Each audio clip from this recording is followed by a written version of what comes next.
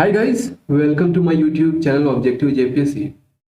And friends, in this lecture we are going to discuss about Munda administrative system. आज के इस lecture में हम मुंडा प्रशासन प्रणाली के बारे में चर्चा करेंगे, डिस्कस करेंगे और जानेंगे कि ये एडमिनिस्ट्रेटिव सिस्टम क्या है। वीडियो को शुरू करने से पहले I would like to request you please subscribe my channel और and this is my logo. You can follow me on Instagram and in these two IDs I will upload the video.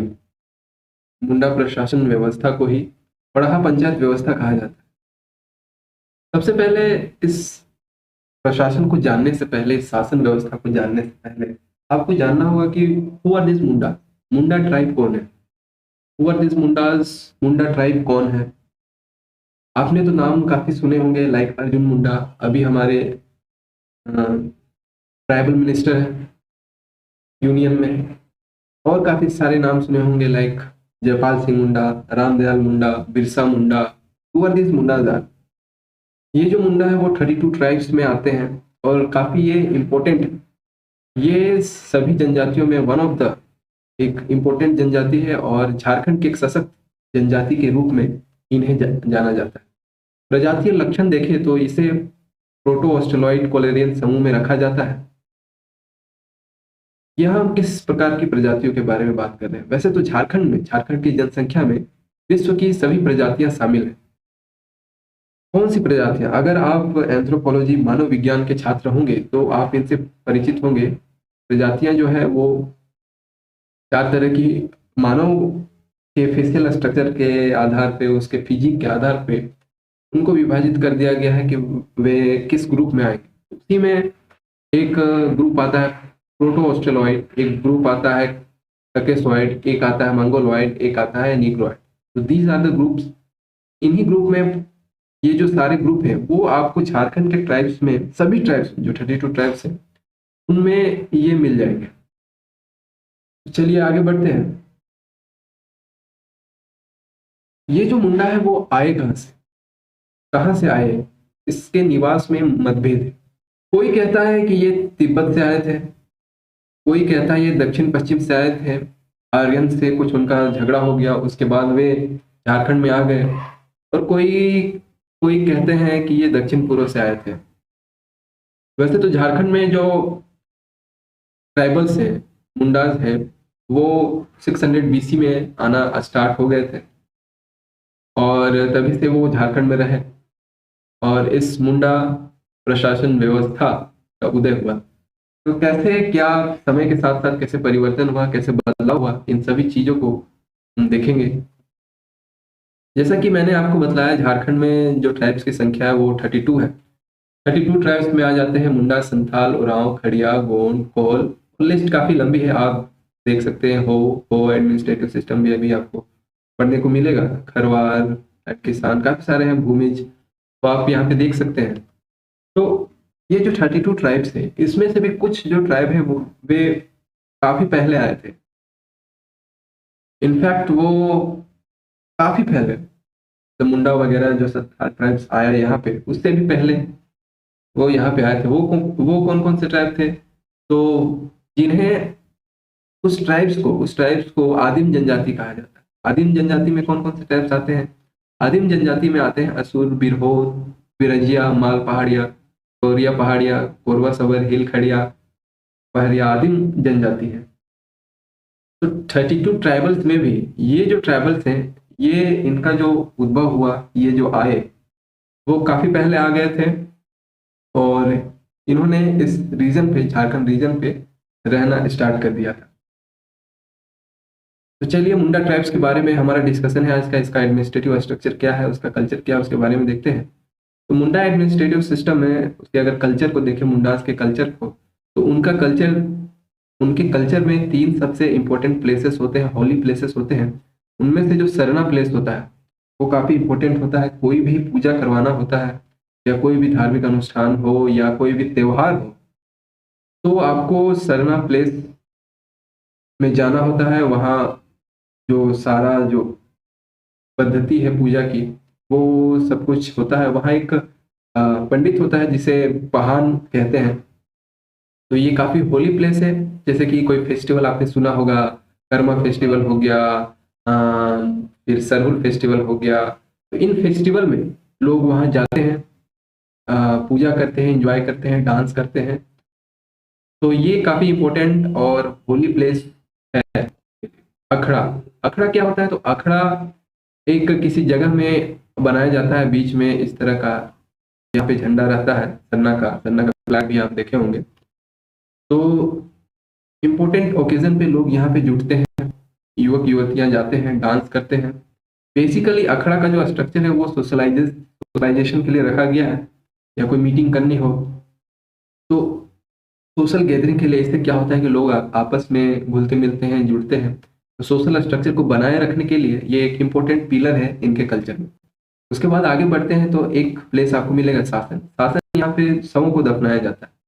आप शमशान घाट भी इसे कह सकते हैं, जहाँ पे शवों को दफनाया जाता है, अंतिम संस्कार यहाँ पे की जाती है। तो ये जो 3 प्लेस हैं वे काफी इम्पोर्टेंट रोल प्ले करते हैं मुंडास के कल्चर में, and these are the important pillars of Munda culture. तो अब देखते हैं कि जो शासन व्यवस्था थी उसका प्रशासन कैसा था, एडमिनिस्ट्रेटिव कैसे डेवलप हुआ, कैसे आगे बढ़ा। तो सबसे पहले खूंट कटीदार व्यवस्था आई। ये खूंट कटीदार व्यवस्था क्या है? देखिए, तो खूंट का शाब्दिक अर्थ होता है परिवार। खूंट का शाब्दिक अर्थ परिवार होता है। आपको पता है कि ट्राइबल जो है वनों में रहते थे। वनों में रहते थे तो ट्राइबल का किसी भी प्राणी का विकास हो, पहले लोग शिकार करते थे, इधर उधर घूमते रहते थे, और जहाँ भोजन मिलता था वहीं पे कुछ दिन रहते थे, फिर आगे बढ़ जाते थे। तो धीरे धीरे क्या हुआ कि ये बसने लगे। बसने के क्रम में इन्होंने कुछ, मान लीजिए ये जंगल है, तो इस जंगल को काट करके साफ कर दिया और यहाँ पे एक खेत बना दिया खेती करने के लिए। खेती का विकास हो चुका होगा। तो ये जो प्लेस है, ये जो खेत है, इसे खूंट की संज्ञा दी गई। उसके बाद इस तरह से खूंट बढ़ते चले गए और गांव भी बसता चला गया। धीरे धीरे क्या हुआ, लोगों की संख्या बढ़ने लगी। जंगलों को साफ करके काफी सारे खूंट बनाए जाने लगे, कुछ अलग अलग गांव भी डेवलप हो गए और वहां भी खूंट इस तरह बनने लगे। तो इस तरह खेत डेवलप होने लगे। ये जो पहला जो गांव था, ये जो मेन जो गांव था, वो खूंट कटीदार गांव कहलाया। इस गांव को खूंट कटीदार गांव कहते हैं। धीरे धीरे क्या हुआ कि काफी सारी जनसंख्या बढ़ने लगी, तो और डिमांड भी बढ़ने लगा। लोगों के पास खाने के लिए अनाज उनको उत्पन्न करना था, तो उनकी संख्या बढ़ने लगी। अब जो ये मेन गांव था, और तो एडमिनिस्ट्रेशन करना होता था, विधि व्यवस्था भी बनाए रखना होता था। तो ये जो मेन गांव था ये मॉनिटर करता था इन सारे गांवों। तो ये जो मॉनिटर करने का परंपरा विकसित हुआ, उसी को बोलते हैं खूंट कटीदार व्यवस्था। खूंट कटीदार व्यवस्था पहले विकसित हुई, उसके बाद धीरे धीरे एडमिनिस्ट्रेटिव स्ट्रक्चर बढ़ता गया। अब क्या हुआ कि अब पॉपुलेशन और बढ़ने लगा, तो ये जो एक गांव था इसके लिए प्रॉब्लम होने लगा हैंडल करने के लिए गांव को। तो ये जो मेन विलेजेस हैं इनको भी धीरे धीरे डिवाइड कर दिया गया कि ये एक खूंट कटीदार होगा, ये एक खूंट कटीदार होगा, ये एक खूंट कटीदार होगा। तो खूंट कटीदारों की संख्या भी अच्छी खासी बढ़ने लगी। तो फिर क्या हुआ, खूंट कटीदार भी काफी सारे गांव हो गए, उसके अंडर में गांव हो गए, खूंट हो गए। तो जो खूंट कटीदार गांव हो गए उनको मिला करके एक पढ़ा पंचायत का विकास किया गया। पढ़ा का विकास किया गया उन खूंट कटीदार गांवों को मिला करके, और उन खूंट कटीदार गांवों को मिलाया गया जिसे हम पढ़ा के नाम से जानते हैं। तो इस तरह से पढ़ा पंचायत का विकास हुआ। तो ये सबसे पहले खूंट कटीदार व्यवस्था आई।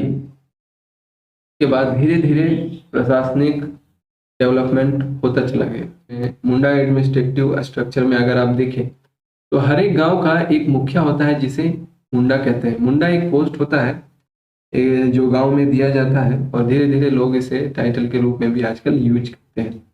हर एक गांव का एक मुखिया होता है जिसे मुंडा कहते हैं, जिसका काम होता है, इसका काम मेनली होता है प्रशासनिक ढांचे को बनाए रखना, गाँव गाँव का जो प्रशासनिक व्यवस्था, विधि व्यवस्था होती है उसे बनाए रखना। और काफ़ी सारे जो कॉन्फ्लिक्ट हो जाते हैं, गाँव में झगड़े हो जाते हैं किसी बात को लेकर के, तो उस केस में ये हेड होता है और उन चीज़ों को ये सँभालता है, देखता है, और इसी तरह गाँव का डेवलपमेंट होता है और गाँव को आगे बढ़ाता है। और एक होता है धार्मिक प्रधान। धार्मिक प्रधान वही होता है जो मैंने आपको पहान बताया। पहान जो है काफ़ी इम्पोर्टेंट रोल प्ले करता है इस एडमिनिस्ट्रेटिव स्ट्रक्चर में, क्योंकि समाज में विधि व्यवस्था बनाए रखना, सामाजिक रूप से समाज में शादी ब्याह कैसे होगा, और भी कोई धार्मिक चीजें होती है, उन धार्मिक चीजों को कैसे उसका निर्वहन किया जाए, इन सारी चीजों का जो हेड होता है वो पहान होता है। जैसे कोई पूजा करवाना हो, कोई अनुष्ठान करवाना हो, तो वो जो काम करता है वो पहान करता है। और कोई अगर जैसे पति पत्नी के संबंध में कोई प्रॉब्लम आ जाता है तो उनका जो समाधान है वो पहान के द्वारा ही किया जाता है। पहान जो होते थे, पहान उनका मुख्य काम जो है त्योहारों पर बलि चढ़ाना था, जिसके मुख्यतः 3 कारण थे जो निम्न है। क्या 3 कारण थे? 3 कारण जो थे, तो आपको पता है ट्रैवल जंगल में रहते थे, तो जंगल में खेत होते थे, खेतों में मान लीजिए काफी सारे पशु आ गए और इस खेतों को उजाड़ दिया, या कोई फसल लगा हुआ है उसे उजाड़ दिया।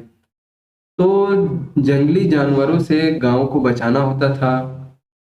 खेतों को, ये जो जानवर होते थे खेतों को जो खेतों को तो बर्बाद किया ही, साथ में गांव चले गए। गांव में मान लीजिए हाथी आ गया, हाथी ने घरों को उजाड़ दिया, या किसी को उससे क्षति हो गई, कोई किसी किसी पे आक्रमण कर दिया।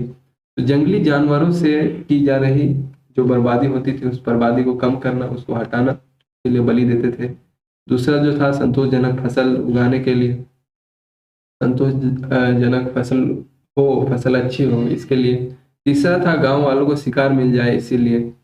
अब गांव में रहते थे तो सॉरी गांव में वनों में रहते थे, तो वनों में वे शिकार पे जाते थे, और शिकार मिलना इतनी आसान हर बार होता नहीं है, तो जल्दी शिकार मिल जाए उसके लिए भी ये बलि की प्रथा थी उस समय। मुंडा का जो स्ट्रक्चर होता है, तो ये स्ट्रक्चर मैंने इस तरह से डिजाइन किया है दोस्तों।